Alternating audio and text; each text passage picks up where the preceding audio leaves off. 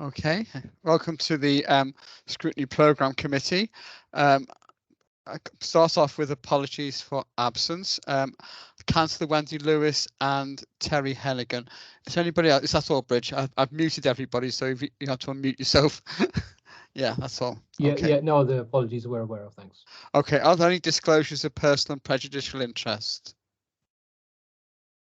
No. Okay. Anybody wants to declare anything under prohibition of whipped votes and declaration of party whips? No. Okay. Thank you.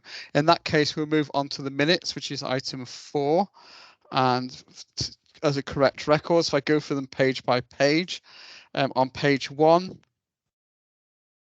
page 2, and page 3. Are we happy those are correct record? Okay, thank you.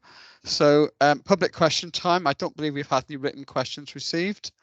So we will now move on, therefore, to the delivery of the corporate priority tackling poverty, which was carried over from December's meeting when we had a bit of a outage on the old IT. So can I welcome, I think we got Rob Stewart with us and Alison's with us, of course, and also Amy Hawkins and Lee Cambule and Tony Richards. I believe they're all present as well. Alison or Rob, do you want to do a brief introduction of this item? Can I please? Yeah, thank you. The report, thank you for asking us here today, and the report presented today to you will give you an overview of how we deliver and intend to deliver the corporate priority of tackling poverty. It is, of course, it has been, of course, a few hard years with the impact of COVID-19 on poverty, and now the financial crisis of the cost of living. What I would like to say is this report will highlight for you the fantastic teamwork that it takes internally, like within our poverty forum that you'll hear about, to externally within the partnership arrangements that we have to be able to help people within the city and county of Swansea in times of real hardship. You will see the breadth of partnership work in here, as tackling poverty is, as we all know, rightly everybody's business.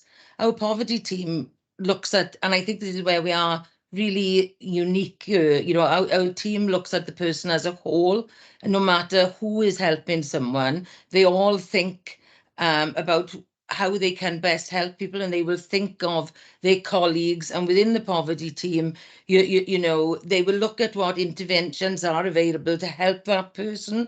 So it could be that one of our employability mentors are working with a person in, say, our new quadrant hub, but that person might not be ready yet for work, but they certainly might need a local area coordinator. They may need a welfare rights officer to intervene to make sure, because how do you even be in the right mindset to find a job if you haven't got enough food on the table that week because you're not claiming the right benefits and everything? So we really, we've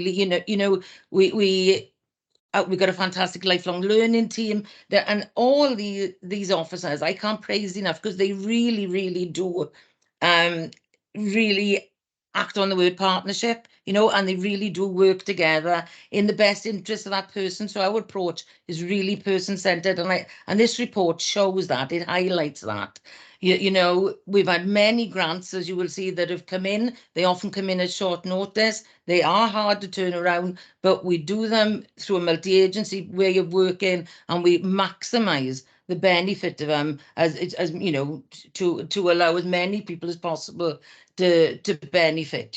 So we have been fortunate. We've had substantial ERF funding over the last year, and that has allowed us to be creative and really get people in the local authority to have paid work placements, to have jobs. There's a whole load of things going on, and as you'll see, is so for me, I would like to thank all the officers that have put a lot of hard work into this report, and on a daily basis are out there really trying to make a difference to people's lives, and they go above and beyond. So that's all I wanted to say, Chair, just to thank everyone, and the officers will take you through the report. Okay, who's taking us through the report? And bearing in mind we have read it.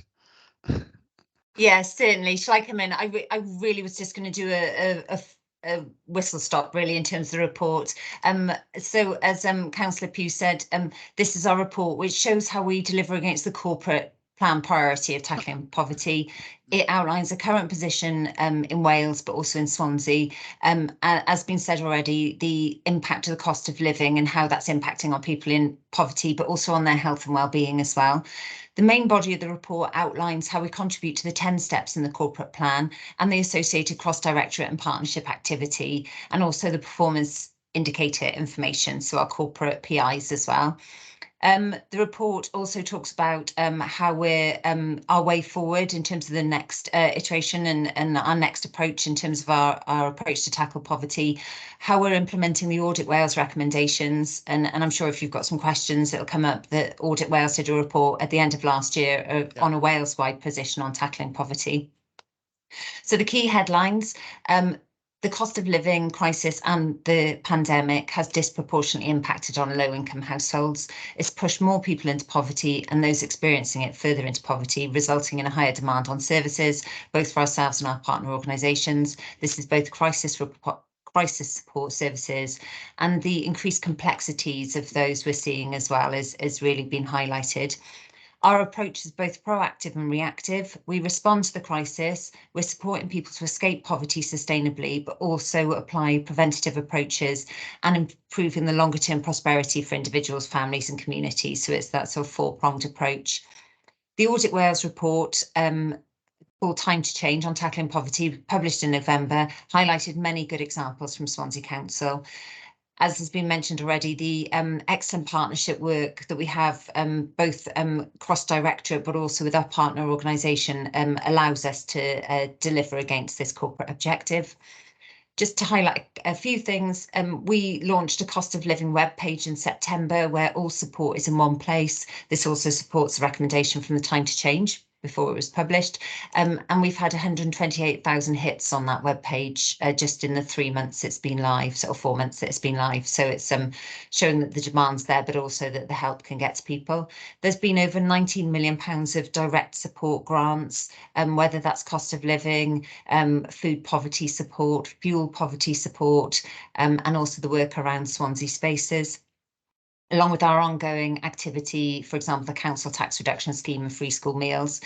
And then there's the other cross-directorate activity illustrated in the report, for example, Passport to Leisure, early help hubs, the summer holiday food and fun schemes, lifelong learning and homelessness prevention. All of these are contributing to tackling poverty. There's a number of examples and case studies which demonstrate this work, and particularly the person-centred approach that Councillor Pugh has already highlighted. And I just wanted to highlight the partnership working includes the Poverty Partnership Forum, Food Poverty Forum, Financial Inclusion Steering Group, and also the first Poverty Truth Commission in Wales, which was launched in Swansea at the latter part of last year as well. So all this partnership work contributes to the corporate priority. And that was the whistle stop.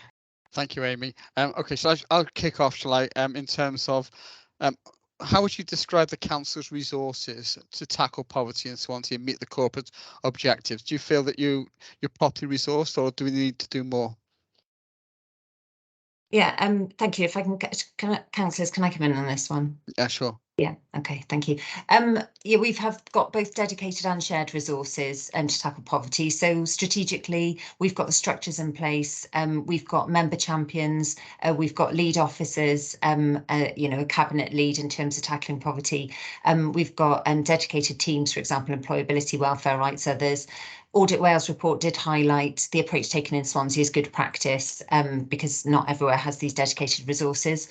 It is in our corporate plan. It's one of our corporate priorities. We say that tackling poverty is everyone's business, and that embeds itself through our planning structures as well. So that helps in terms of the practices and processes that we have. It recognises that every department has a role to play.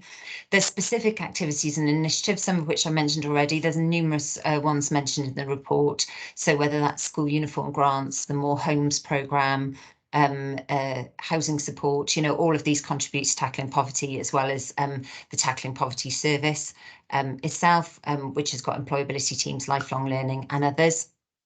And we the funding, particularly in the lifelong learning service, is £6 million a year.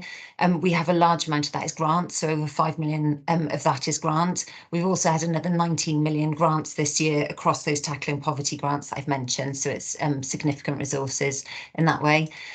But as Councillor Pugh's already mentioned, and I just referenced earlier, it is not just about the council resources as well. This is a whole partner approach to this, and the good networks and partnerships arrangements we have in place with those partnerships I mentioned previously really help us deliver against this priority.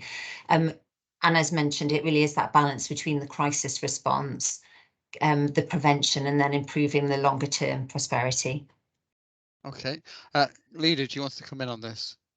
Yeah, I think Amy's already covered the main point in this. All I was going to say is, look, whilst we think that we've made necessary provision with partners to try and address the challenges that we have at the moment, clearly, given the cost of living pressures, given the national pressures, inflation, energy, and other things that are going to really hit those low-income households, we're just going to have to watch this one very carefully, because the pressures are going to continue to build until those issues are dealt with. So it's yes, we're doing the best we can with the resources we can, but we've got to remain vigilant, and we can't say that the pressures won't increase given the national picture at the present time. Okay, thanks, Rob. Councillor Fogarty on the 10 steps. Thanks, Chair. Yeah, I think Amy actually just in passing has answered my question. If I can take the opportunity to also thank all the officers who work on this area. As I've said to Councillor Lewis in the past around housing, this is a very similar situation, isn't it? And like officers are working in unprecedented circumstances and unprecedented need in it. And yeah, it's just fantastic the work that they do. My question was the 10 steps, kind of where they've come from, and are they a new approach? I think Amy said just then that they are from the corporate plan, and indeed I have now been pointed in the right direction and found them. I'm right in thinking that they're sort of very similar but slight differences to the previous corporate plan. I don't know whether you want to make any further comment, but I think Amy, you've answered my question there. Okay. Amy, do you want to add anything? Yeah. Just to say, yeah, the corporate plan steps have been in place since the 2017-22 version, but each year there is an annual opportunity to revisit and refresh the steps, but thematically they remain generally the same. We're in the process at the moment of, not just we, all the council are in the process of refreshing the corporate plan to be the 23-27 version, and it will reflect a continuation of this work, but also the pressures around cost of living, and so we'd expect to see the steps slightly evolve again. Just to comment then on that, if I may, Chair, which is just to say that I am really impressed with how well they reflect that tackling poverty is everybody's business, as Councillor Pugh mentioned in her introduction. So just to kind of reinforce that really, and as you're thinking about what the next evolution might look like, to just maintain that, I think it's really good. Thanks, Rebecca. Councillor O'Brien on grants. Thank you, Chair, and thank you to Amy for the quick overview. And of course, I think echoing what Evan has said, that many thanks to everybody working on the ground delivering this. My question was, I don't know who it's going to be sort of directed to, but obviously as the cost of living crisis has continued, obviously we note that the increase of grants have increased to, whether that's people or organisations. What arrangements are in place to sort of monitor the award of monies and the effectiveness of it, and just to ensure that it is being targeted to those that really need it, and making sure that it is fully effective? Thank you. Yeah, can Anthony come in on this, if that's right? Yeah. Thank you. Thank you for the question, Councillor. Good afternoon, all. Yes, so you're absolutely right. The number of grants that the authorities handling, administering during the cost of living crisis has significantly increased in terms of both the number of grants and the value of money. Several of the Welsh Government's cost of living grant schemes that are paid directly to individuals are administered by the Revenues and Benefits section. Eligibility criteria for those schemes are set by Welsh Government, and eligible individuals can be identified by data held by the council, and payments have been made automatically. where eligible individuals are unknown to the council or the grant requires that the individuals apply, then we've worked closely with the revenues and benefit teams and other internal and external services and networks to promote and maximise take-up of those grants. So monitoring of those particular schemes is reported by the revenues and benefits section. I also wanted to make comment on some of the grants that the Tackling Poverty Service has been administering. Particularly over this year, there are a number of grants under different titles that are in place to tackle food poverty and food insecurity. So we've handled over £200,000 to support that this year, along with a Period Dignity in Communities grant and a Period Dignity in Schools grant, which education handles, and of course later in last calendar year, the Warm Hubs grant from Welsh Government coming up just short of £84,000 on that one. So the process for administering these grants, first of all, so it includes co-design of grant process with the key stakeholders. So we will engage those organisations that we know would be interested in applying to have their input and have their steer on how we might administer it and in a way that's going to benefit them and make it easy for them to apply. Obviously complying with the financial procedures, both internally and from the grant provider, the terms and conditions of those grants. Launching the grants, working with our comms team and our web team, launching the grants including targeted messages and wider communications each time to make sure those messages are out there and people and organisations know that grants are available. We encourage organisations to get in touch with us if they have any queries about advice and guidance during the application window when they're preparing their applications. And of course, then we will coordinate a funding panel to assess the applications, grant award process of offer and acceptances, maximisation then of the grant award within the available budgets, and grant monitoring and reporting to funding bodies. And then of course we really encourage the feedback via our forums and networks to understand the difference that funding's making. The funding panel process will assess applications on a number of criteria, including, the status and the objectives of the applying organisation, the priorities of the grant, ensuring that the priorities are met, establishing evidence of need, the estimated number of beneficiaries, accessibility and value for money, of course. And the team offer ongoing support then for funded projects and promote collaboration and signposting as appropriate to ensure that those in need are benefiting from that funding. Thanks, Anthony. Are you okay with that, Francesca? Yeah, thanks. Yeah, really informative. Thanks, Anthony. Much appreciated. Okay. We will move on to performance framework a bit later. I just want to move on to employability next if I can. I think when we looked at this, scrutinised this 12 months ago, we looked at how we're helping people to get into well-paid employment and improve their skills. How have we developed that over the last 12 months? Maybe Amy, is it, or? Lee's going to come in on this. Lee, okay, Lee. Thank you, Councillor. Yes, afternoon, everybody. So, yeah, on the question of employability, I think the section 5.6 of the report breaks down a little bit more, but we highlight in there the various services and programmes that are delivering our person-centred approach to employment support and how we've applied that to a wide range of schemes such as Welsh Government's Community for Work Plus, Work-Based Plus, Pathway to Work, Beyond Bricks and Mortar and so on. So within those services, they include work such as mentoring, working with some of the larger employers within our local area, working and building relationships with our local communities as well. So there's a lot of work on the ground that is happening and a lot of successes in the report. I think a particular success to highlight would be the launch of the City Centre Employment Hub that's based in the Quadrant Shopping Centre, which in the first 6 months that been open, it resulted in 603 new referrals for employability support, and then over 150 job offers and entries into employment as a result. So it's a good example of how we applied that locally. But we've had over 30 recruitment campaigns across our various employability hubs. We've worked with organisations such as the NHS, DVLA, Great Western Railway, Leonard Cheshire, and of course our internal council recruitment drives as well in areas such as domiciliary care. So just bringing it back to the skills element of it as well. Excuse me, just worth highlighting that, you know, there's a lot of skills and training courses as part of that offer as well, that we do offer people to help them to upskill for those jobs. It includes things like Prince 2 project management training, diplomas in teaching English as a foreign language, tiling qualifications and so on. So there's a lot of various skills that we develop as part of those pathways that we help people get into employment. Okay, thank you. Rebecca. Thank you. Yeah, so one of the major barriers to employment, particularly I think for people on low income or no income, will be lack of access to public or personal transport.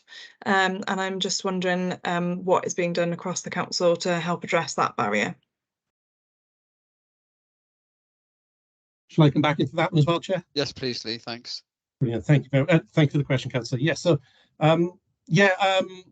I think again there's a case study in the report that highlights an example of some of the work that we've done, where council staff have found ways to work with individuals in overcoming this barrier. I think in that example, in particular, the individual was supported to gain a motorcycle license so that they could, they completed their qualification, got the training, even got the equipment that they needed to then take that job on. So there's plenty of good stories and examples of the work we've done there. We've funding for bespoke support that is really targeted at individuals' needs, including bike ownership schemes, free bus passes. There's intensive driving courses that we can offer as well. The Cycle Swansea bike hire service, we also draw on that. We sometimes offer short-term transport solutions, such as taxis to employment during the initial period where they may be undertaking training until they then are in a place where they would, say, work from home, for instance. We do, just as you mentioned it as a barrier, we do also look at other ways to get around that barrier as well. Things such as developing digital skills and helping people to access training and support remotely. We offer things like IT equipment for job hunting and preparations that can be done at home then as well. So I think it's also worth recognising the wider corporate response in terms of schemes like the free bus pass ride, which ran during last year, and it's part of the broader response to transport barriers. So we very much look to link into those sort of schemes, and from a poverty perspective, promote those schemes to maximise their impact. Okay. I think another barrier, thinking about it now, childcare as well. I mean, there's quite a few schemes you can help people with childcare. How do we promote those and help people take that up in terms of getting into employment? Lee, on this one, Amy, yeah. okay, yeah. No, I was going to say that, well, this is very much linked to what Councillor Pugh said in the opening as well, about that whole person approach, really, and looking at the different aspects, so whether that's linking up with the Flying Start locally in terms of the hours, the additional childcare hours. This could be about a barriers fund that they could access through employability schemes just to get people until that first paycheck. You know, there's all different aspects in terms of the childcare approaches, but certainly that whole person approach of just looking at any of the issues that might be being faced and what can be done to sustainably overcome these as well. I think that's what we're really focused on. Thanks, Amy. Lyndon, you want to come on to fuel poverty? Great, thank you, Chair. Can I thank the team as well before I start by saying, thank you for the work you're doing delivering this vital work. It's really important. Do we know how many families in Swansea have benefited from the Eco4 grant scheme over the past year to help improve energy efficiency of the housing stock occupied by low income and vulnerable households? I'll come in and answer this question if that's okay, Chair, and thank you for the question, Thank you. Councillor. First of all, so this scheme is overseen by our colleagues in the Housing Department, and we understand that applications for Eco4 are now being received. I believe that the number of applications, I believe that no applications have been awarded at this moment in time, but I believe that 7 are in the process of being assessed. What I can say is that 100 people benefited from the Eco3, the Eco3 scheme. If you need any further information, I'd be happy to liaise with housing colleagues, beyond this meeting. Thanks. Obviously, it's important for, if we need to get that out there to tell people that this is available, because it'll benefit those very people that we need to help, and who people have already mentioned, obviously are vulnerable and on low incomes. So great. Thanks, Anthony, as always. Okay, so moving on to the performance framework. Again, we discussed this last year when we looked at poverty as a scrutiny panel programme committee. What progress is being made in improving or developing the performance framework that will enable us to have clear evidence about the impact we're making in our efforts to tackle or possibly alleviate poverty in Swansea? I think it's really important that we see that the money we're spending and the work we're doing actually is having a proper impact. Who wants to say that? Amy? Oh, Lee. Sure. Okay. Thank you, Chair. Yeah, I'll come in on that one if that's okay. And yes, totally agree what you said there. So thank you. Yeah, we do recognise that this is a complex area. It's difficult to define, and work has started on a strategic approach to develop this framework. We've got evidence in terms of what the corporate priority and corporate performance indicators are telling us in terms of tackling poverty for this reporting year. It tells us things like the amount of benefit entitlements we're securing for welfare rights, which is over 920,000. The number of people gaining accredited qualifications through local authority support, which is 411. So, we've got those statistics from our corporate performance indicators. We also have other sort of service level performance measures that we use that really help us address the tackling poverty question. Examples that include the Communities for Work Plus programme, which I mentioned earlier, has just exceeded its target of 1,000 job entries since the start of the programme. So that was really positive news. The percentage of adult learners that progress into employment is 73%, either employment or further training. So again, we've got some of those measures that are in place now. I think to take back to the performance framework and to your question, that will really help us to focus on aligning the local data and performance information with the national, regional, and more sort of like a partnership local targets, so that we can align all of the outcomes and indicators together and show that total picture. I think is the evidence we've just shown there. We can show elements of it, but to give you that sort of high level view in terms of how we're monitoring performance. This actually aligns as well with what one of the recommendations in the Audit Wales report that Amy mentioned earlier. The Time for Change report says that local strategies, targets and performance measures for tackling and alleviating poverty is a challenge that they recognise for Welsh Government and local authorities across Wales. So it is important we get a handle on that with this framework. So we've already got measurements in place, like our monthly performance reporting that we do by the performance and finance management meetings. We have a close alignment with the corporate plan, and we're making sure that steps in the work that is in the corporate plan is linked in very closely to our framework as we develop it. And as we go through establishing the framework and aligning that to the refresh of the tackling poverty strategy, we're going to try to align that and make sure that all of our data is correct in terms of performance reporting. So we're going to produce a Swansea-centric data dashboard, which aligns to the Data Cymru dashboard model that is referenced in the report. It's page 10, so that it can bring local data from across the council departments and services all together to show the evidence of the difference that we're making. Okay, thank you for that. I mean, I'm a bit confused because a lot of the measures which you referred to just now are output measures. And I'm not clear which are the outcome measures which we're measuring against in terms of how we're actually succeeding, if you see what I'm saying. Yeah, I understand. Yeah, and that's exactly why we need those things to line up, so we can show where the outputs, like you say, in terms of the number of things we're delivering, directly contributes then to the outcomes that we're achieving for our population. So we want to model that within the performance framework so that we can show the things we're reporting now and how it aligns to the things that will be developed in the national targets and strategy. So it's a complex picture, but I think the framework will help us put it all together. And that will focus on outcomes in terms of what's there. Yeah. Okay. Thank you. Okay. Francesca, you had a follow up on this, didn't you? Yeah, thank you, Joe. I was going to say it's quite similar to what Lee's just sort of touched upon now, but it was more on the fact of the monitoring and measuring of the outcome of it. And just to see, you know, if we're helping these people, it's great to see them sort of transition from needing that help to sort of be self-sufficient, if that's the correct word to use, just to make sure that they're not staying in that pool, that they are moving on. And so that was my main question, Reid, but which I think is very similar to what the chair just said, how we can monitor that and make sure people are progressing through those challenging times, really.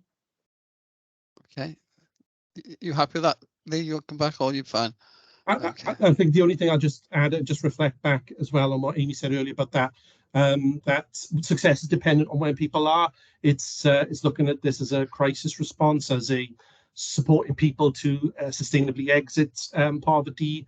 So we need to make sure that our measures and our framework does bring all that information together. That is in line with what the Audit Wales report says as well, and making sure that it tells the full picture too. So I'll add that to what was said there. Okay, Alison, you wanted to come in on this? Yeah, only in answer to Francesca, really, just a simple example of how it sort of all comes together. We had a lady a couple of years back that we helped with in regards to again, like I said, employability. Realised that her basic skills were really not there. She left school with no qualifications. Introduced her to lifelong learning as well as welfare rights to try and get her stable. She worked through and was very committed and worked through the basic skills. She progressed. She had lots of help from our services in the meantime. She progressed through, and she is now studying in university for a nursing degree, and now no longer needs the benefits, no longer needs the support. I believe, actually, Kate told me, I think she's qualified. She's actually now free of everything, but she's done that. Took a number of years, but she'd done it through all our services and our health. She persevered and she's got there, and that's what it's all about. That person-centered approach. That person has now turned her life around for her family. And have got a far higher standard of living. And I think that's why I like, and thanks, Alison, because that's really interesting, because, they're not just sort of just numbers. It's nice to have that personal approach, because everyone's needs are different, and not, coming from my point of view, being in school, I wasn't sort of the most academic person. So those people do need that extra help. And I think that's what I want to see, is that it's not just, I suppose it's just seeing how they progress out of it, isn't it? That is a prime example, and I think that's fantastic when they're equipped with those essential skills so that they can be self-dependent. So I think that's great. So thank you. Okay, Chris Holly. No, the question has been answered, Chair, by Lee when he answered your question in the beginning. Okay, fine. And my next two questions have been answered as well. So in terms of the Audit Wales report, then, I mean, I know the Governance and Audit Committee have gone through this quite thoroughly already. So I'm just wondering, can you just give us a very brief outline of what you've learned from that report that will help us improve our work over the next year? Yeah, shall I come in on this? Because I know Lee took it to Audit Committee, actually, so I'll give him a break. Yeah, the report highlights evidence of good practice in Swansea. For example, our integrated impact assessment of processes, the corporate personal debt recovery policy, which is in progress, Swansea Poverty Truth Commission, and the cost of living webpage. So there's, it highlights that good practice. Also, the fact that we've got cabinet member leads as well, that we've got a strategy. It's a corporate priority. So it really does highlight evidence of good practice, which is reassuring. It also does highlight that the challenge is still prominent and more work is needed, both for councils, Welsh Government, partnership organisations. There's a lot to be done. This involves developing those national targets, so linked in with the performance questions that you've just asked. Locally, we intend to take a proactive approach working with Welsh Government, because we think we're in a strong position to link in with this work around the national targets and measures. And in the report that we've circulated, we also identified 12 actions in direct response to the recommendations as well. So they're in the report as well. Okay, thank you very much. Anybody else got any questions on this report at all? No. Can I thank Alison, Amy, Lee, and the other person, Tony, is it? Anthony, yes, for coming along and speaking to us. They've been very helpful. Peter May, that's on it.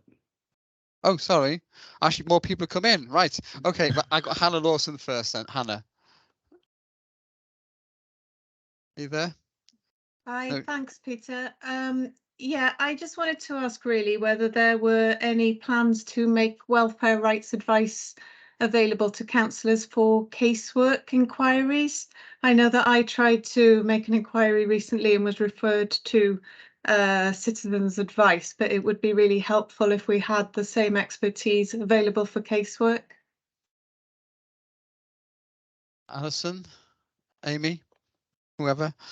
I do my Anna, are you talking about councillors referring people in? I couldn't hear it all then, sorry. Yes, yeah. Basically, if we're looking for advice on behalf of a resident in Oh terms yeah, of that is welfare there for all rights. councillors. That's open for all councillors. All councillors just need to email into the welfare rights advice line, and they will just provide some details on the person's name and a contact number, and the welfare rights officer will phone them, do the work and report back to you on the outcomes of it. But that's not been my experience, so perhaps I could Oh. take that up with you outside of this But meeting. it definitely because, there for all councillors. We'll just let me know. I was just told that I should refer him to Citizens Advice. No, it's fine. Just come to me, right? There's a lot of new councillors, Alison. Perhaps you could email around everybody with details of how I send it again. Yeah. No problem. So, sorry, Okay. Hannah, interrupted. Do you want to come back? Sorry. No, that's really helpful. Thank you. Okay, Peter May then.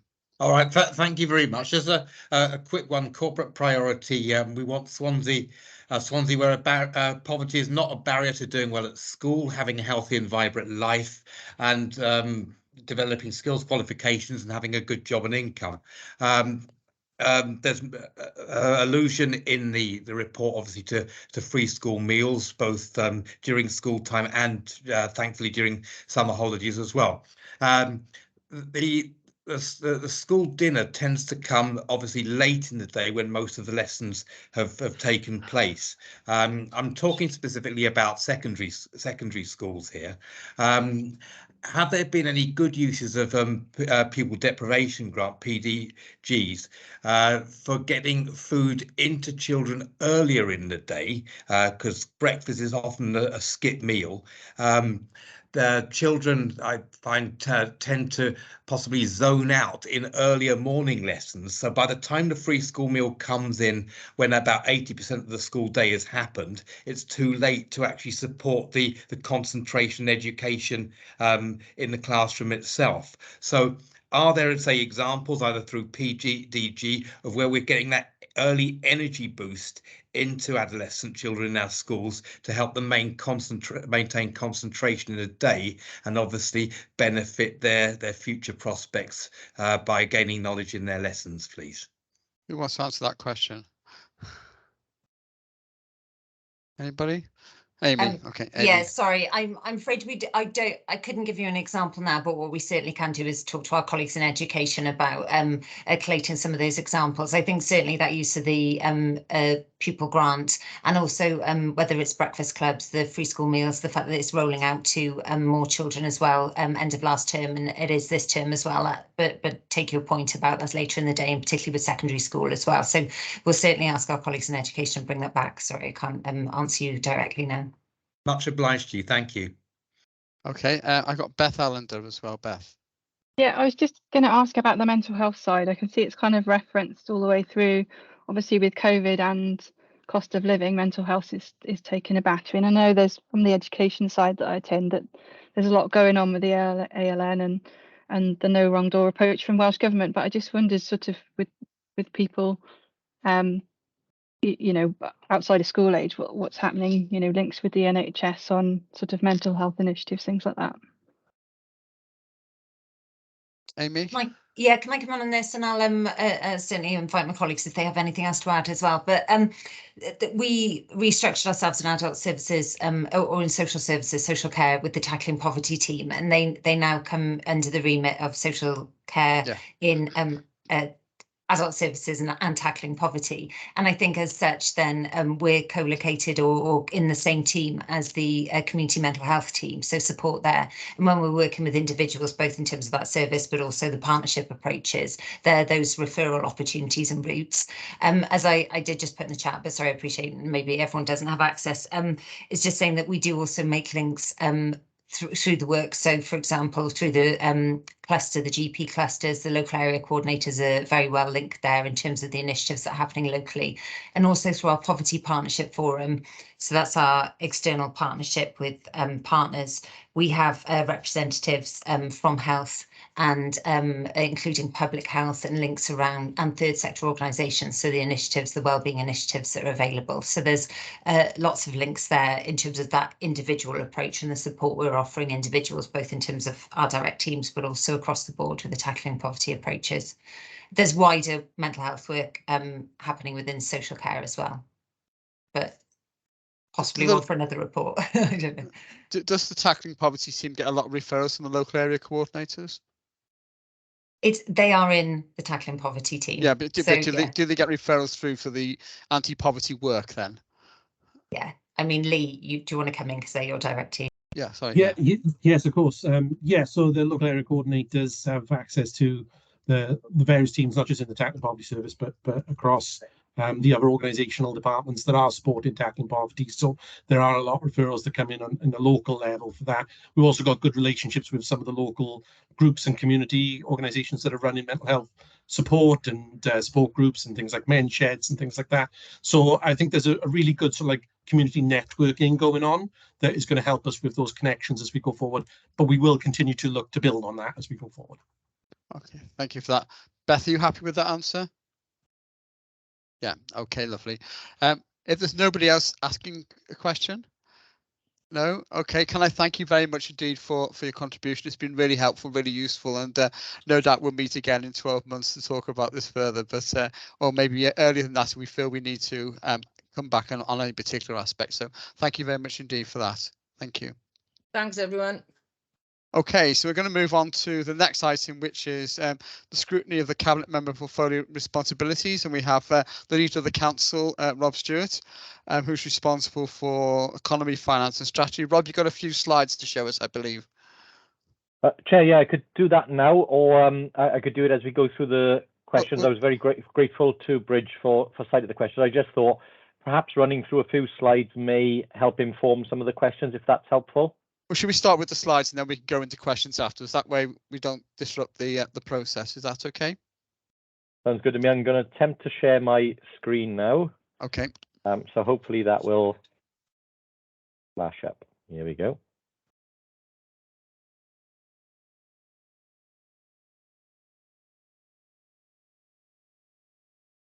Okay, Chair, I know that there were a number of questions around City Deal, around some of the major projects, City Centre and private investment. So I thought I'd just do a quick canter through what's going on currently and the things that are likely to occur over the next 12 to 36 months. So just a bit of a forward look, really, which might help inform. Obviously, you're aware of the Penderyn and skyline schemes around the Swansea.com stadium area. I'll just play the first part of the video. It may be a bit clunky, but that shows you the visuals for the Penderyn scheme and the repurposing of the historic buildings there. And you know that there was an investment of circa 10 million as part of the Heritage Lottery Fund. This is coming to the end of its development phase now and should open this year. And it's based very close to where Skyline are proposing to base their attraction, which obviously is due to be a significant option for Kilvey Hill. We have some updated visuals there in terms of some of the proposals for Kilvey Hill, which we've shared with some of the user groups on Kilvey Hill. And again, you know, as I've said in other sessions, that potentially could bring in around 450,000 visitors a year in its first year, rising to around 750,000 visitors a year after that. Turning then towards the city centre and specifically the Kingsway Heights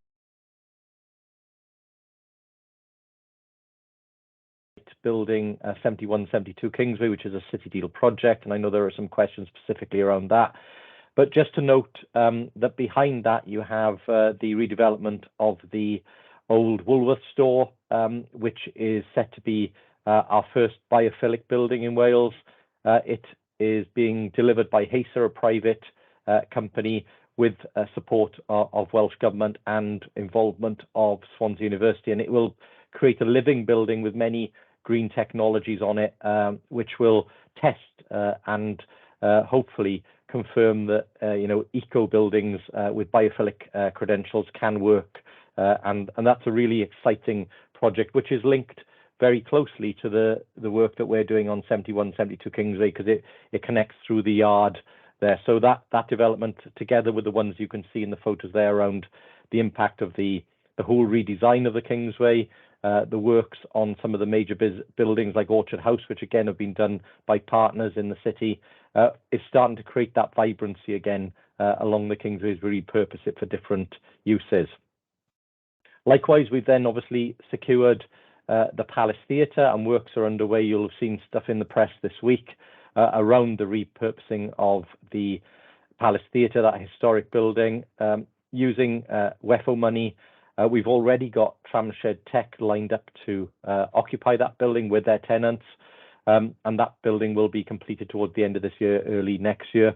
And you'll know that the depot are a private firm that we've assisted to secure grants to redo the Albert Hall. The Albert Hall itself will be home to an 800 performance space facility, helping to add to the cultural offerings within the city centre, but it'll also be part of a mixed-use development.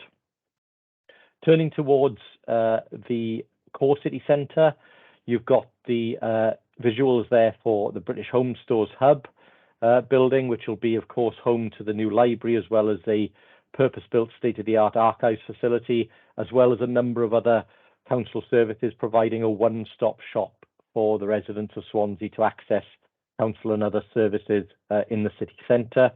And of course, that is next to Castle Gardens. There may be some volume on this, Chair, apologies if there are, but these are the visuals obviously for Castle Square Gardens, and again we'll be looking for a developer to deliver this scheme from the middle of the year. And I know that Hugh Mowbray and officers have already talked to Scrutiny around the aims of this scheme. It'll see the creation of 2 commercial units in there, potentially divisible into 4, some new play fountains, and some other attractions within the square. Importantly, though, nearly doubling the green space in the square from 25% to over 40%. In terms of the broader schemes, then again linked to both the city aspirations and the city deal, we've got Copper Bay and the Civic Centre site. So second phase of Copper Bay, again, as we were talking about this morning, linked to bids we've submitted for levelling up. And the visuals there show you at the bottom the current arena and the LC, and then across the road the 2 new buildings which are coming to completion, the Jelly Bean building and the new car park. And then, as we've indicated in other scrutiny meetings, the demolition of the St David's car park will take place towards the middle of the year, and that will free up space then for potentially the new office developments, including the new public sector hub, with potential for tenancies from both Welsh Government, ourselves, and UK Government departments. In addition to that, there's potential for universities and other educational tenants to go in there, as well as private sector tenants coming in. Turning to the Civic Centre, obviously in our relationship with Urban Splash, who are also helping us on the phase 2 of Copper Bay, is the delivery of the aquarium, which we've talked about, and obviously we're in discussions with the aquarium operators at the moment and Urban Splash, looking at how we can create a new waterfront facility on the site of the Civic Centre. It's not proposed to demolish the Civic Centre, but to repurpose it. And again, this is subject to a levelling up bid. In terms of private sector investment, I just thought I'd highlight some live private sector investment. This is Princess Way and Princess House. There are proposals to fully refurbish Princess House, but my understanding from the new owners of this is that that building is now fully let for the first time in decades. But again, the private owner is keen to upgrade that building further. They're already working to develop the corner site linked to that building, and if you pass there now, you'll see live works going on. But that's the visual of the completed scheme once it's finished, either later this year or early next year. And they've also taken ownership of the McDonald's buildings as well as other buildings along Oxford Street. And they've got proposals to fully refurbish that building, bringing further living accommodation to the city centre. And again, this demonstrates that now we've moved in terms of public sector investment in the city centre, that the private sector has come in behind that, and there are multiple ones. I know transport came up earlier in our conversations around poverty, but again, we have big aspirations in terms of creating both improved rail and bus links across not just Swansea, but the region. The yellow dots you can see on that map at the moment represent the existing stations, and the green dots represent the new or proposed stations. Transport for Wales have been working to undertake all of the feasibility work to inform what is needed to create the stations on that network. And of course, we want to proceed with that regionally as quickly as possible, so that we can start to create that rail network, essentially a circle line connecting Neath Talbot, Carmarthen and Swansea, and a number of our key communities, including things like Morrison Hospital, DVLA, and other big employers in the enterprise zone up at Llansamlet. So, real opportunities to move people out of cars and into rail or bus options. Linked to that will be the trial of the hydrogen buses with Welsh Government, and again, we are progressing that as part of the Metro proposals.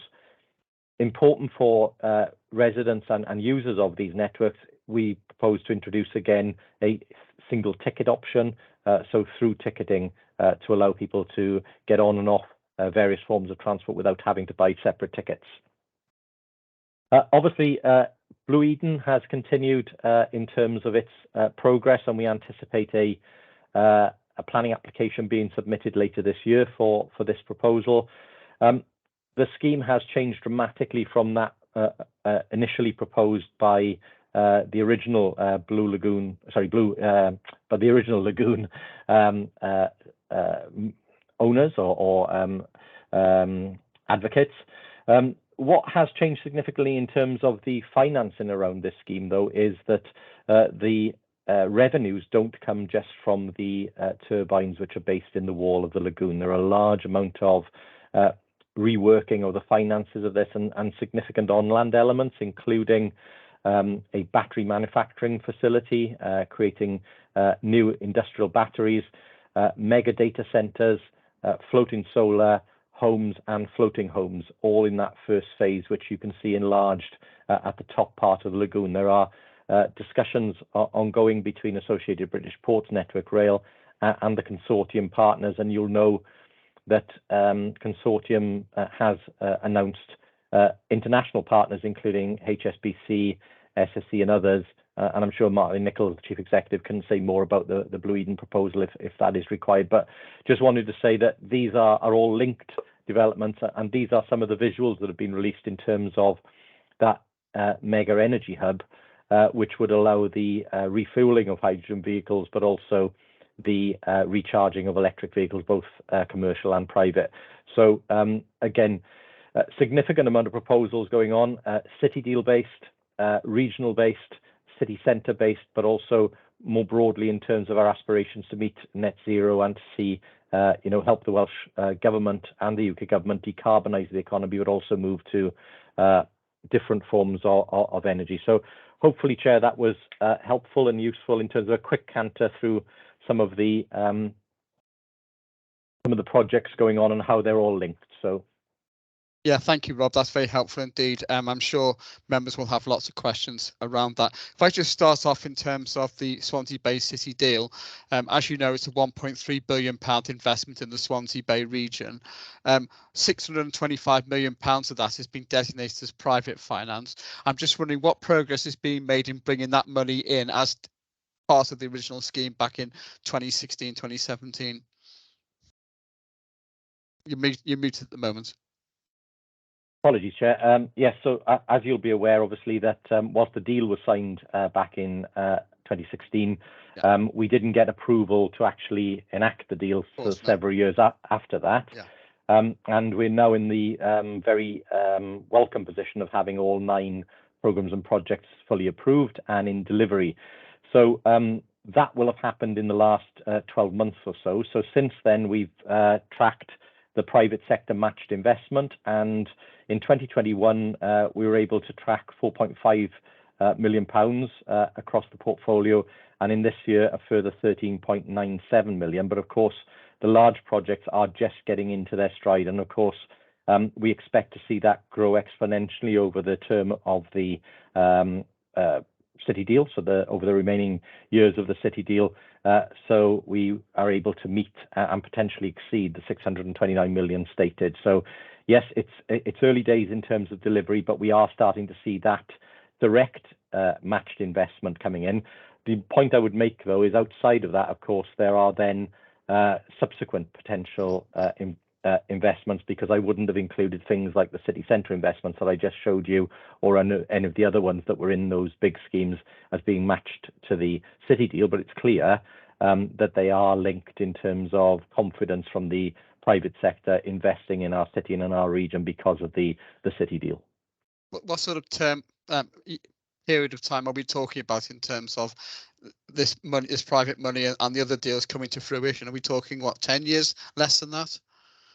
So the whole deal is over a 15-year period, and of course we're several years into that deal. But again, this is a discussion we've had with both governments in terms of the exact start date for each project, because of course many of the projects weren't approved fully and weren't able to go into delivery until after both governments had formally signed them off. So that has been a matter for debate. But again, I'm sure we can give you further updates in terms of each specific project if you'd like, Chair.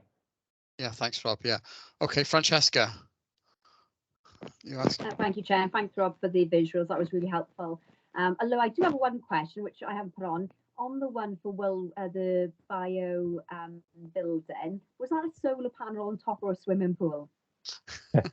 I think I'm assuming it was a solar panel, but there are a number of quite innovative technologies in there in terms of using fish to deal with human waste and stuff like that. So there's some really innovative stuff that's been worked up with Swansea University and a number of green technologies and new technologies on that building. So yeah, but I don't think it's a swimming pool. I think it's a solar panel. That wasn't my actual question, but I was interested if it was or not. My actual question was, as part of the Swansea Waterfront and Digital District project, obviously work has started on the old Oceana site with 100,000 square feet of flexible office space.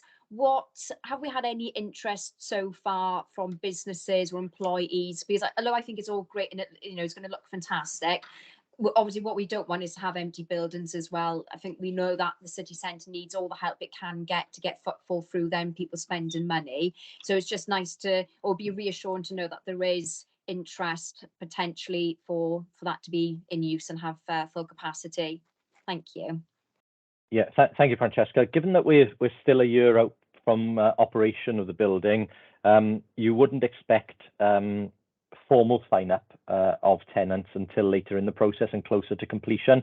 But I'm pleased to report that through our letting agents, we have already agreed heads of terms and lettings covering 25,000 square feet of the building. So we're well on our way in terms of lettings for that this far out. So again, we will expect to fully let that building. That is the aim here.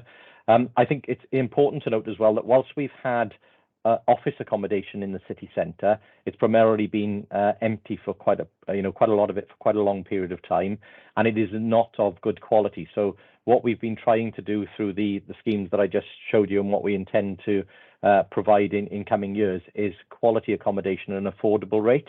So that we know the demand is still there, definitely, but it is for the right type of accommodation. So in terms of the floor space there at the moment, we've already let a quarter of it, and we will seek to let the remaining 75% in the coming months. Okay. Martin, do you want to come in? Yeah, if I may, thank you. Just to follow up to that, just for information, really, we recently concluded as part of the City Deal programme governance arrangements a project assurance review that gave a very healthy rating for both the Arena project and 7172 of a green amber rating. One of the specific questions in there, Francesca, was around the confidence level that we had for the letting strategy, and that was endorsed by the project assurance review team.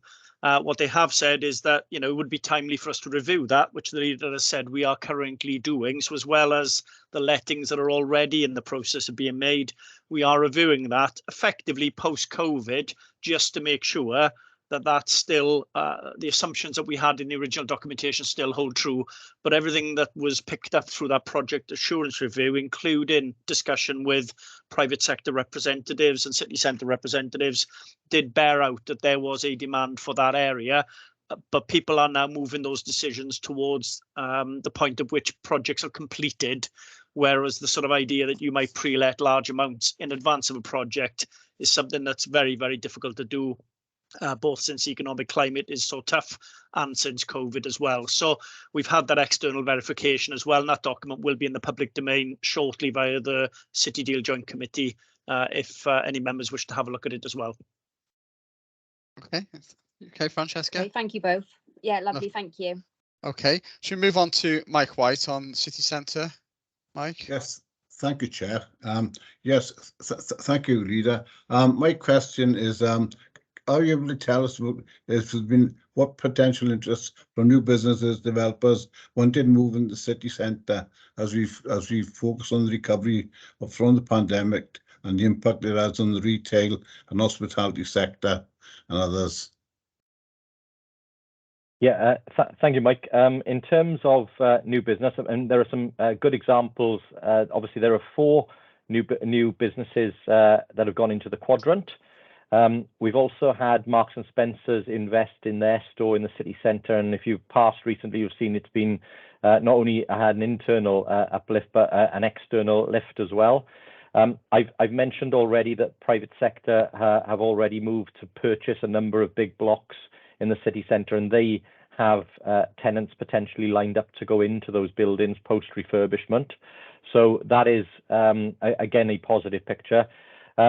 I think it's important, though, that we recognise that we are still in difficult period nationally, where we've seen national failures, and the headwinds are still quite difficult for businesses. But I think, you know, what I've had from bidders, you know, in terms of the city centre representatives, they've reported relatively strong sales during the Christmas and New Year period for Swansea, and that it appears that the city centre has performed well in that period. And again, we'll have those figures formally published in due course.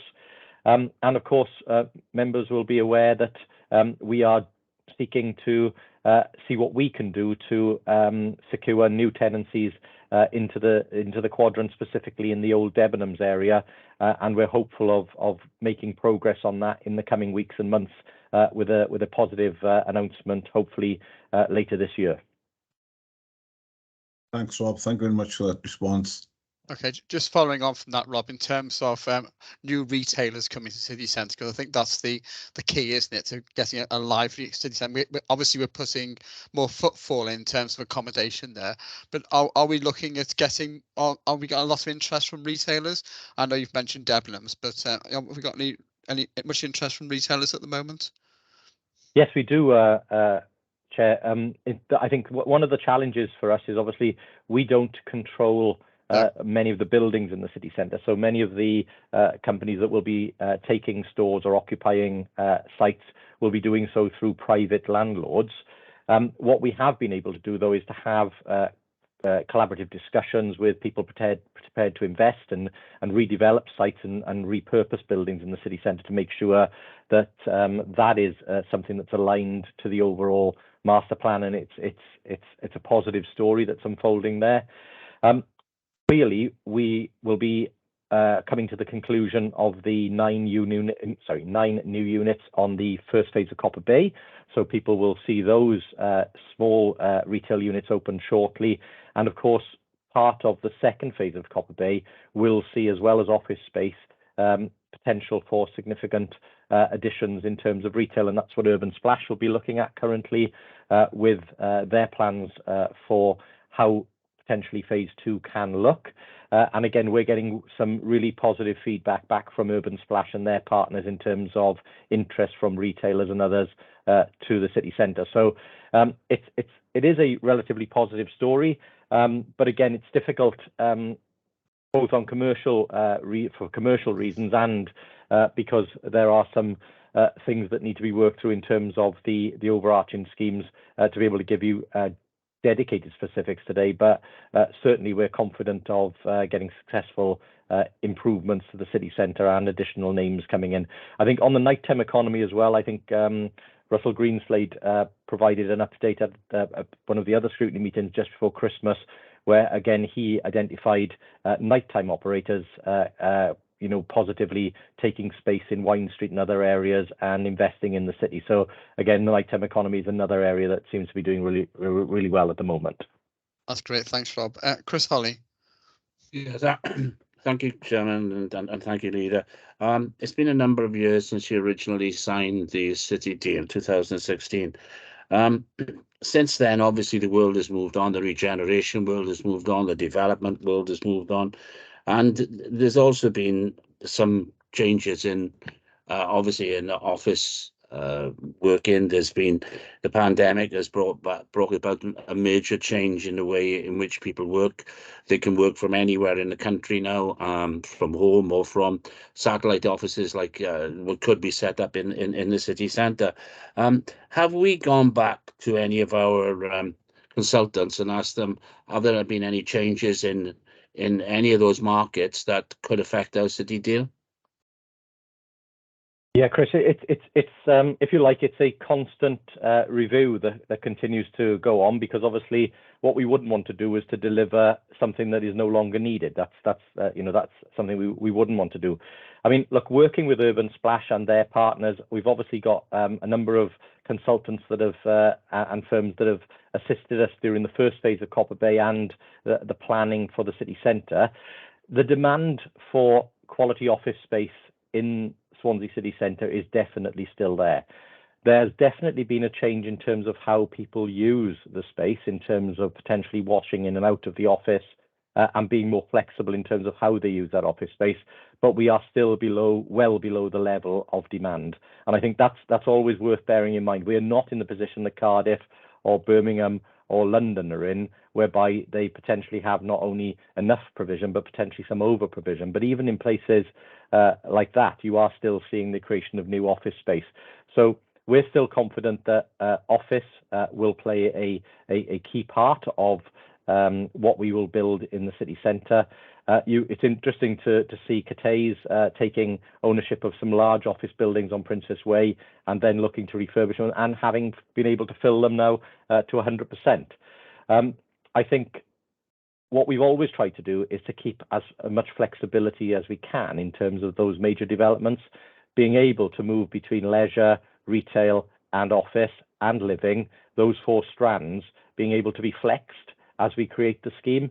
And again, you'll notice in part one of Copper Bay, there was a heavy leaning towards leisure in terms of the arena, smaller amounts of retail, and then some infrastructure in terms of car parking to support that.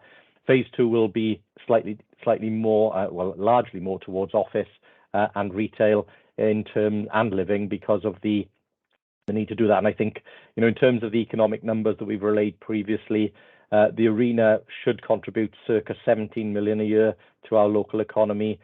Phase 2 of Copper Bay was circa 110 million pounds a year, but again, that figure will likely flex in terms of the final elements of the scheme. So I'm still confident, and we're still confident that we have the right strategy and the right plan, but there is an ability to flex within that in terms of the degree to which you do housing versus retail versus office space versus leisure.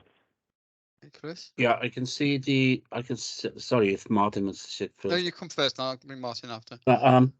I can see the sense and the flexibility that we have in. I do have some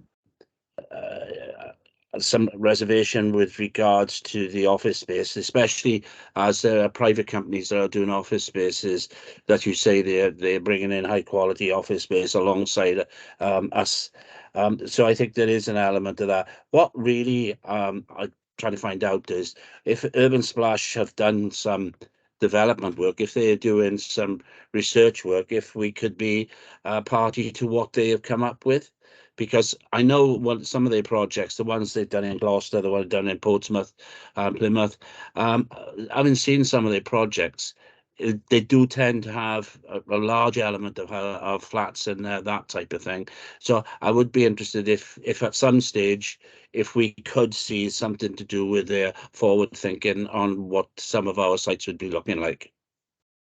Yeah, Chair Chris, I'm more than happy to pass on an invitation to Urban Splash to come and speak to Scrutiny to share some of that information. They've certainly got a great deal of market knowledge from the work that they've been doing across the UK. You know, they are I think they are the most awarded developer. I think they've shared with us in terms of the schemes, and as you say, it's about picking the right mix for the right location, and they won't have taken the same approach in each location, but they do have a good amount of market intel, and they are not our only advisors. Of course, they are our strategic partners, but they're not our only advisors.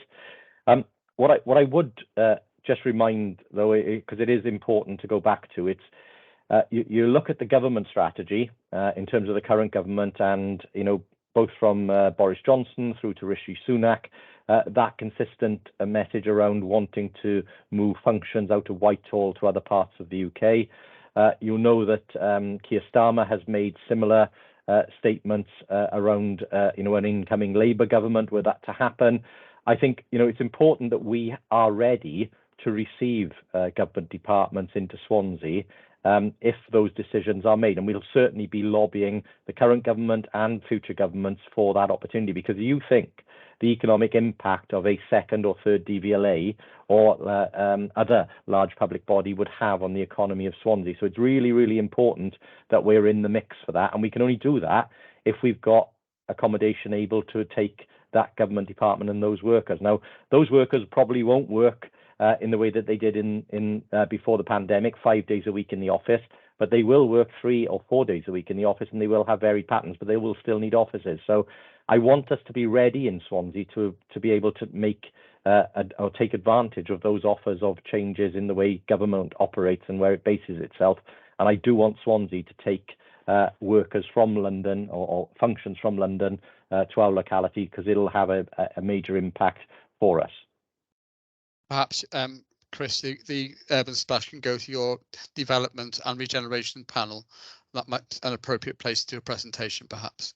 I think that's a very good idea, Chair, and I think one of the things that I'll probably do is do it in private as well, so we could ask the relevant questions about their business plan.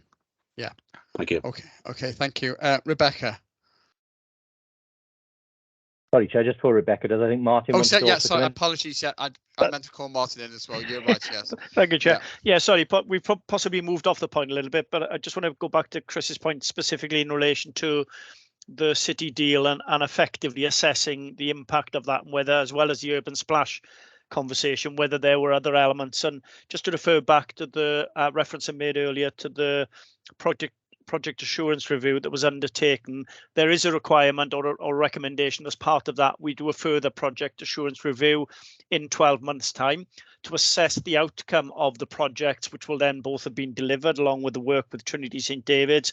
But actually that links into the point that Councillor O'Brien made earlier around the benefits tracker as well. We will be able to relay that then through the ongoing monitoring of the projects to ensure that what we said we were hoping to achieve as a result of the City Deal project actually then start to bear out, not so much in anecdotal evidence in terms of some of the developers that are on the ground now, but actually how we measure that in terms of the net uplift in GVA and the net uplift and impact on jobs within the city. So that is going to be work in progress, because this was always going to be a catalytic effect in terms of the wider city centre. So more than happy, as well as having Urban Splash to come in and discuss in the appropriate forum, more than happy to keep you informed in terms of how that progress of monitoring the outputs and outcomes that you've raised as well, Chris, and we can pick that up, no doubt, at a future session at the appropriate time as well.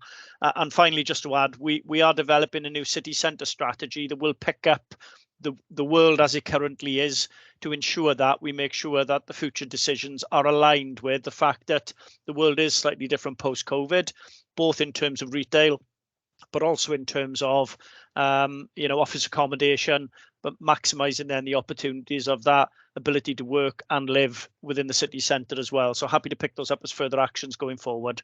Thank you, Chair. Thank you, Martin.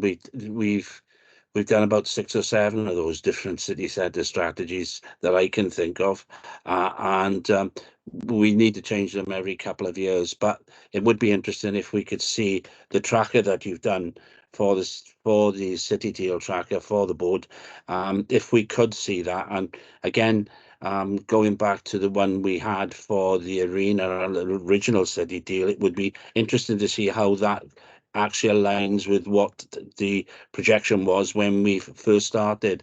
So if we could have it for the Development Scrutiny Board, that would be very interesting. Thank you very much. Yeah. Francesca, do you have a follow-up on this particular issue? Yes, thank you, Chair.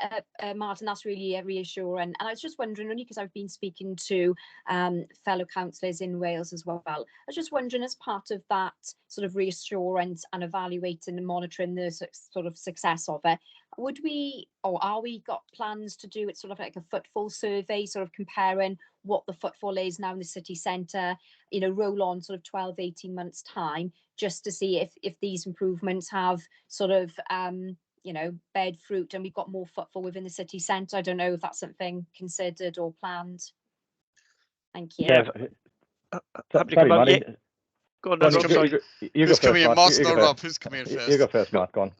Yeah, yes, it is something that's already currently monitored, and it is something, again, that's picked up as part of that forward plan to see the onward progression. So it's just making sure you've got the measurable outcomes rather than, at the moment, some of it is a bit anecdotal, but you're absolutely right. It is something that forms part of that forward review as well. Sorry to cut across you, Leader. Yeah, Rob, No problem, Martin. Look, I was just going to say, look, BID do that regularly as well. They're looking at, and Russell has previously said about technologies to track footfall and activity in the city centre. I think we have to be mindful as well. It's not an exact science because you can't directly link any action to any investment made. But generally, if there are more offers for people to spend time shopping, eating, living, working, and enjoying in the city centre, it's likely to draw more people in. Yeah, I think Russell actually did a presentation to the development panel about and mentioned this footfall survey as part of that. Yeah. Okay, now Rebecca. Thank you. Thanks, Leader, for a really interesting overview of all the different projects that are going on. My question was kind of reflecting on the fact that I'd say probably the majority of businesses and other organisations are re-evaluating their estate in terms of office footprint or any other sort of estates that they may need, premises they may need. What work are we doing to engage, particularly perhaps with organisations or businesses that have got a presence in other parts of Swansea, to promote a city centre presence, bearing in mind the benefit that might have in terms of reducing the carbon footprint because of that greater access to public transport, for example, and then also all of the other things that have already been discussed around footfall and promoting and supporting our retail and hospitality businesses. Rob? Yeah, thanks, Rebecca. I mean, look, it's we're keen to make sure that we focus people if they're going to come into the city to base themselves in the city centre, but obviously we need accommodation that's suitable for them to do that. As you say, if we can get the transport links right, make it easy for people to get in and out as well, which is what the metro potentially helps us to do, that makes that proposition much more easy for companies. Over previous years, we've discussed with DVLA, but unfortunately they're tied into some accommodation contracts at the moment, so they themselves weren't ready to move. We've had detailed conversations with the Government Property Agency, and through that we've had conversations then with various government departments, some of whom obviously may be interested in potentially relocating their functions, even if they have a regional presence, into the city centre, but also potentially as some of those as part of those national moves out to Whitehall. So again, we are having active discussion of that. Likewise with Welsh Government, who have offices in the region. Again, we're looking at potentially moving there, and they could form part of that tenancy around that public sector hub, so the multiple tenants. Outside of that, obviously, we've got discussions live with both the universities and the colleges, again, because educational presence in the city centre is something we want to see increase further. So again, live discussions going on with those partners. And then finally, making sure that we are linked in on a regular basis, and Councillor Robert Francis Davis chairs a developer forum on a regular basis, which talks around the moves that private partners are looking to do in terms of investments and changes to their interest in the city centre. So what we're trying to do is to have that broad net of understanding and several options to us. If that all comes together, then we will have much more going on in the city centre and a much more coordinated centre development in the city centre. And again, as Martin said, that city centre strategy is core to that. Okay. Does anybody else have any more questions before I wind this up? Nobody's going to jump in as I go. Okay, well, can I thank you, Rob and Martin, and for the presentation and for answering the questions. It's been very helpful and very useful. Thank you very much indeed for that. Lovely. Okay, we're going to move on. Okay, we're going to move on to next item, which is the report from the various panels. So the first one is the Service Improvement and Finance Scrutiny Performance Panel. There is a report being tabled. Chris, Holly, do you want to say anything to this or at all? I'll be very brief, Chair. There is on Appendix 1 a report, the remit, says the remit of the panel, our key activities, the financial monitoring, which has been quite difficult, and one which is we carry on going. We've had one this morning, which we had the leader and the chief financial officer, which went through the pre-exam in the budget before consultation is over this year. That's primarily what we do. We have performance monitoring and the capital and revenue quarterly accounts, and we've had the second quarter today. Now the problem is they're always about 3 months out of date, so we won't have the final figures for this year until around about May or June of this year. Performance monitoring is a big issue with us as well.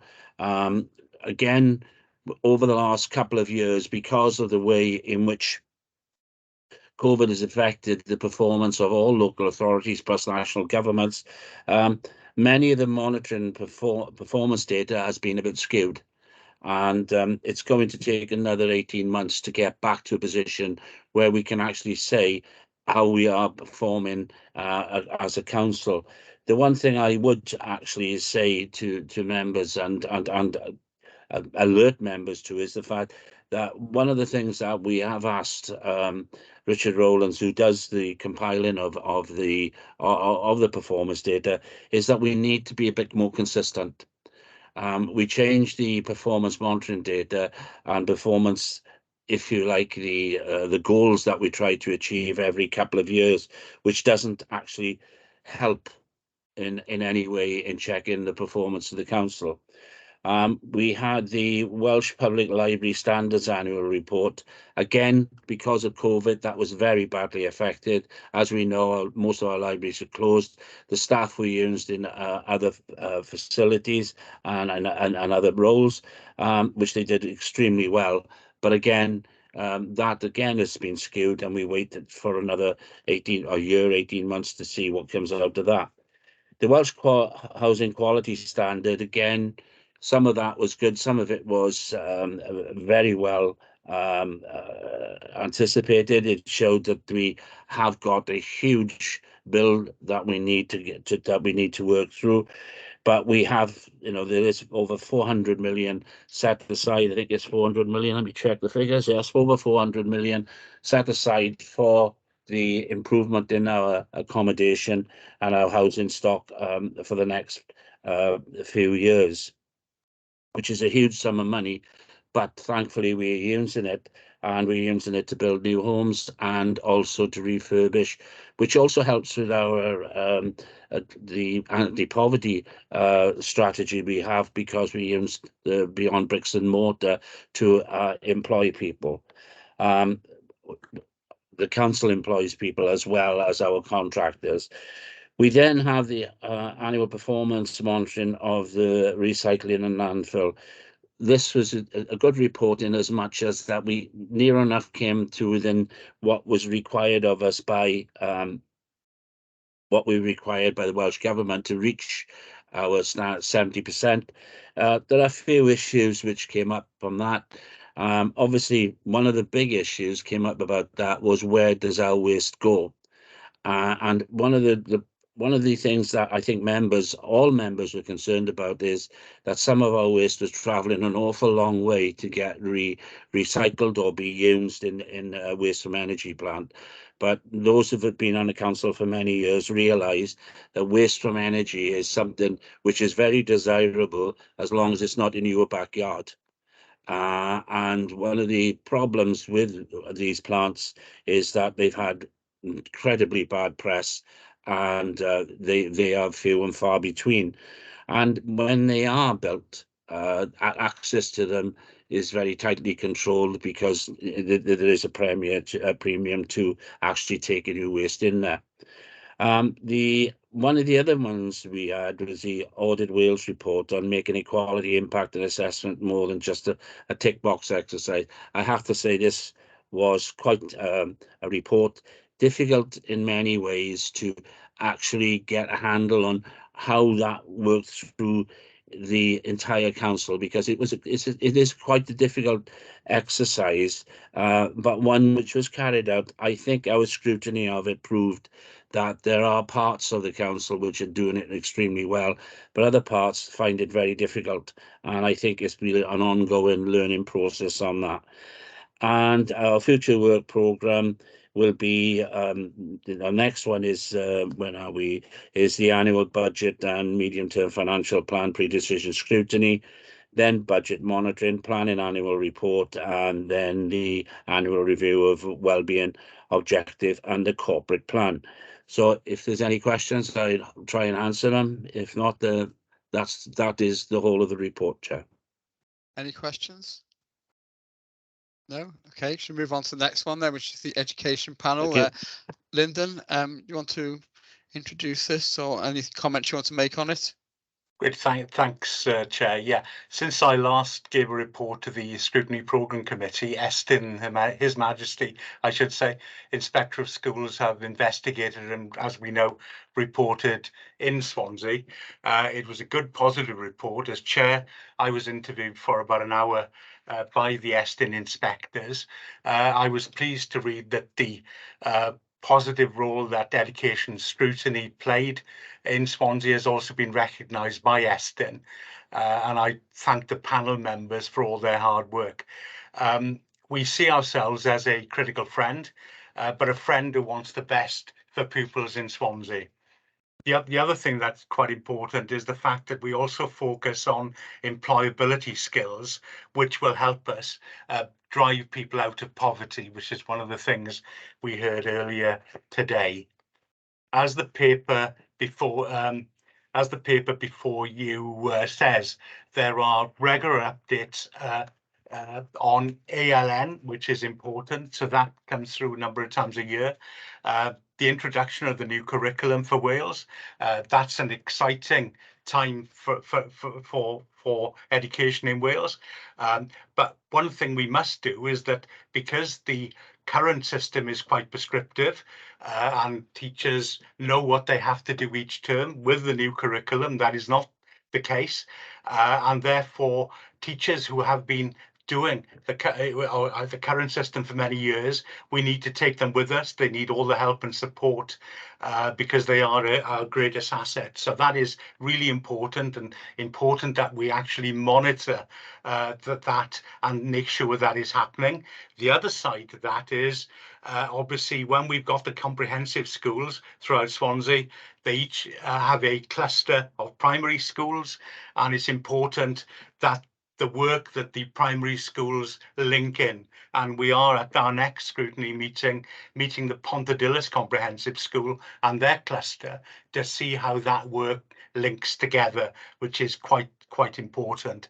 The other thing was the Pupil Voice manifesto, and I think we all saw pupils in from Swansea in the Guildhall a little while ago, and that is important. And we think, you know, young people should have a voice. That's important. And Partneriaeth, which is the new regional education partnership, which replaced ERU, which was not fit for purpose.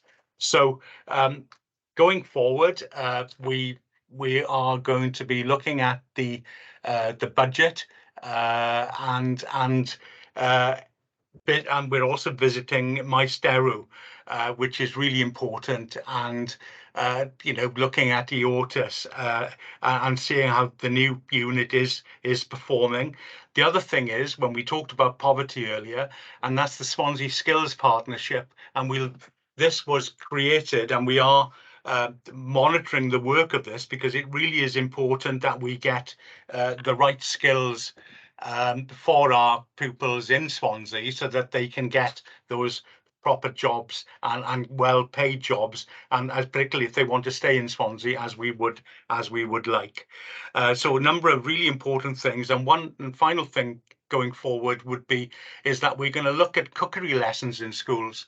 I think I mentioned education. I saw in Tesco's there was like a person in front of me spending about £150, nearly all on ready meals, and a lot of people just don't know and haven't got those cookery skills. So we are going to look at that in education scrutiny, because in the day there used to be a cookery teacher in schools, and so we are going to look at this and see how you know, what facilities we've got across Swansea and how that can be developed, because I think that is a clear way of you know, reducing people's costs at home when they can actually get back to those cookery skills. Yesterday Councillor Rebecca Fogarty mentioned attendance in schools, which is an issue, and that has, excuse me, I got the cat running across the screen, which some of you were probably used to. But Rebecca mentioned attendance in schools. This we used to look at during the annual data on education performance, but those figures are now not given by education, by the Welsh Government. So what we will do, Rebecca, is to certainly put that onto the agenda, because I think it is, as you rightly say, a really important thing for us to look at, and how we can improve attendance, because that has obviously altered since you know, since COVID. And finally, I'd like to say thank the panel and also the team in education across Swansea. I don't know if anybody has any questions. I can see Rebecca. Rebecca wants to come in. Yes. Yeah. Thanks. Yeah, just a comment on my on the attendance issue. So thanks to Councillor White for kind of drawing my attention to the work that the CDC is doing on inclusion and attendance. And I know it's the focus of their next two meetings. So perhaps it's about the timing, I suppose, of the scrutiny to allow that work to kind of bear fruit, hopefully, so that we're not just trying to scrutinise something that's only just kind of in place. So yeah, just making sure that's all matched up. But I welcome the focus on that. Thank you, Rebecca. I'm on the education CDC, and we will be looking at that. And yeah, we need that to factor through, rather like actually the skills partnership was developed with the CDC, or its predecessor, the PDC.